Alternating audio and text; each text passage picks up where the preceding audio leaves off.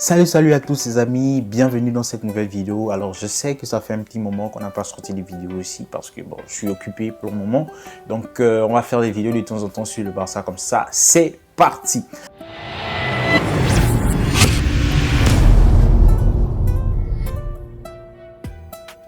Alors les amis, on va parler aujourd'hui de l'équipe du Barça, du mercato du Barça qui est fini je crois depuis 5 jours. Donc aujourd'hui le Barça a une équipe assez complète, une équipe assez compétitive, une équipe digne du football moderne parce que tous les postes sont doublés. Donc vous savez qu'aujourd'hui le Barça va jouer tous les 3 jours maintenant. Donc si vous jouez mercredi, vous allez jouer samedi ou dimanche. Après il y a la Ligue des Champions, après il y a la Coupe, après il y a la Liga. Donc c'est vraiment compliqué. Le Barça a besoin d'un effectif assez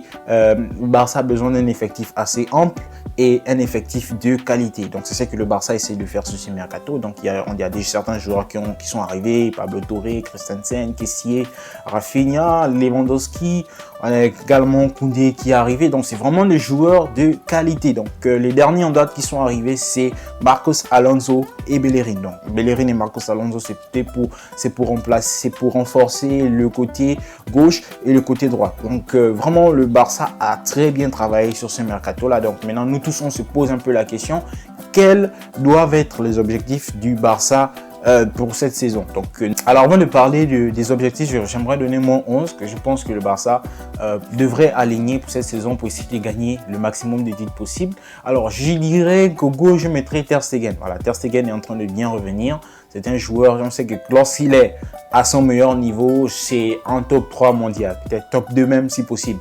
Donc c'est vraiment un gardien de qualité.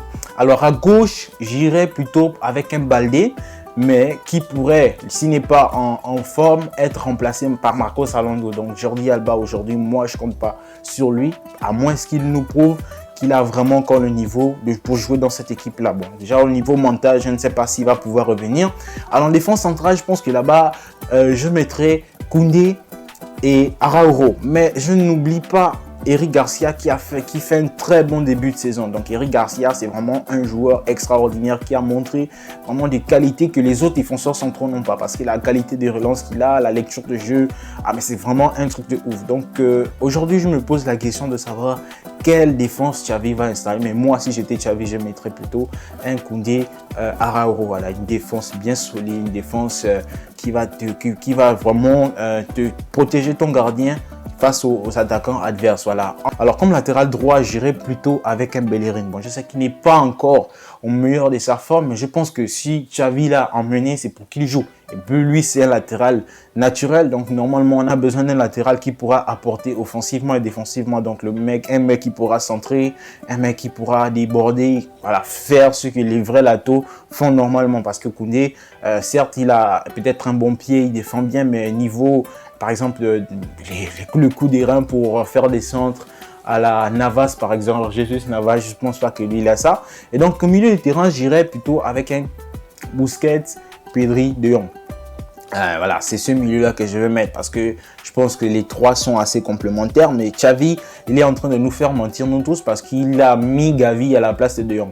Donc Gavi montre qu'il a le droit de jouer dans cette équipe-là. C'est vraiment un truc de ouf parce que le petit, on lui donne des minutes et voilà quoi, il explose tout, il presse tout le monde et il nous prouve à nous tous. Nous qui voulons voir De Jong être titulaire, parce que normalement De Jong aujourd'hui il arrive à ses 25 ans je crois et il doit vraiment être maintenant installé dans le milieu du Barça, mais bon c'est pas le cas pour le moment. Donc on va voir un peu ce qui va se passer. Voilà quoi, on veut tous voir De Jong, mais de toute façon moi ce que je veux c'est le meilleur pour le Barça. Si pour que le Barça joue bien, il faut que Gavi soit sur le terrain, qu'il joue. C'est ce que moi je dis.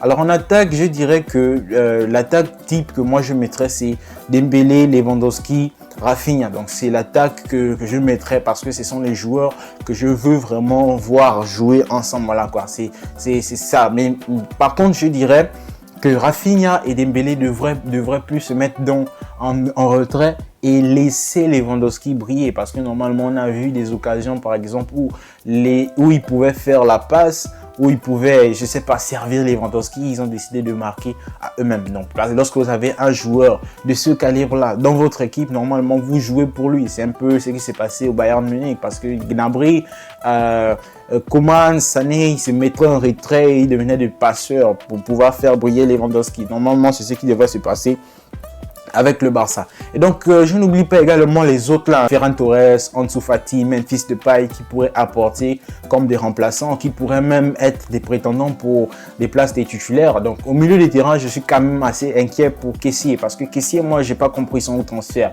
Le mec qui était titulaire indiscutable à l'AC Milan. Pourquoi tu quittes l'AC Milan pour venir être un remplaçant au Barça? Moi, je comprends pas, sérieusement. L'AC Milan, c'est un club historique, c'est un club qui a remporté la Serie A. Pourquoi tu quittes ce club-là pour venir au Barça pour être remplaçant de Gavi? C'est vraiment assez bizarre. J'ai pas compris son transfert, mais bon, peut-être que Xavi va nous faire mentir.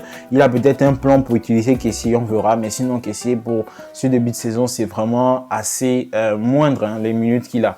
Et donc, les objectifs que je dirais que le Barça pourrait avoir avec cette équipe-là, premièrement, lorsque je vois l'équipe, je vois la qualité de cet effectif-là, je dis que la Liga est à notre portée. Il n'y a rien à dire. Le Real Madrid, on est sûr qu'ils ne vont pas perdre énormément de points, mais si on continue avec cette même dynamique-là, on gagne tous nos matchs, lors des 2 confrontations, je pense qu'on pourrait les battre là parce qu'on a un meilleur effectif. Peut-être pas au niveau des automatismes, peut-être pas au niveau de, je sais pas, de la façon dont on va jouer. Mais sinon, lorsqu'on regarde l'équipe, le Barça a vraiment de la matière. Le Barça peut battre le Real Madrid sur les 2 confrontations. Donc, le Barça doit gagner normalement cette Liga parce que ça fait 3 ans ou 4 ans que le Barça n'a pas remporté la Liga. C'est vraiment un objectif que le Barça doit avoir. Pourquoi pas la coupe? Voilà, la Coupe du Roi, pourquoi pas la Super Coupe. Maintenant, la Ligue des Champions, moi, je veux pas être un illusionniste. Hein, voilà, je veux pas être quelqu'un qui va avoir des idées, voilà, démentielles. Non, la Ligue des Champions, certes, on veut la gagner, mais je pense que notre équipe n'est pas encore assez mature pour pouvoir gagner la Ligue des Champions. Je dirais que minimum quart de finale avec cet effectif-là. Maintenant, si l'équipe peut faire plus, bah, c'est bien. Sérieusement, c'est bien. On va pas se mentir. Le Barça, s'ils affrontent par exemple un Manchester City aujourd'hui, je ne sais pas si le Barça sera à la hauteur, mais bon, ça va se faire sur 2 confrontations. Donc, on va voir ce qui va se passer. Et donc, normalement, voici les objectifs que je voudrais pour ce Barça-là. Donc, la Liga et peut-être un quart de finale en Ligue des Champions. Donc, les amis, merci d'avoir regardé cette vidéo. N'oubliez pas de vous abonner, d'activer la cloche de notification pour ne rater aucune de nos prochaines vidéos. Allez, j'attends même votre avis dans les commentaires. Quels sont les objectifs que vous voulez avoir avec ce Barça? Merci à tous. Ciao.